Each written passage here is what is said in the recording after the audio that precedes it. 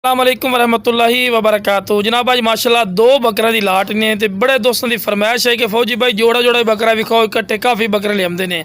तो अज जनाब दोस्तों की फरमाइश वास्ते माशाल्लाह जोड़ा माशाल्लाह बकरा का लियाते हैं। दोने सके बिराई ने तो दो दांत ते खस्सी पठोरे ने और माशाल्लाह खस्सी तो लो जनाब दो दांत वेखो ना जी, बिल्कुल खूबसूरत माशाल्लाह फेस ब्यूटी दे विच ने और चंगे हाइट कद वाले और जिंदा वेट 40 तो 42 kg जिंदा वेट भी है। तो खूबसूरत माशाल्लाह पठोरे ने और वेला भी पठोरे चेक कर सकते हैं। चंगी माशाल्लाह लंबी वेल अच्छी और खूबसूरत माशाल्लाह लो बिरा दूसरे नंबर वाला बकरा ही ने दोने दोने माशाल्लाह खस्सी पठोरे ने ते दुंदे पठोरे ते डिमांड ही बिल्कुल जायज़ और मकूल हो सी। तो लो बिरा दोनों चारा भी खवा के भी खा रहे हैं कि सेहतमंद और माशाल्लाह एक्टिव भी ने।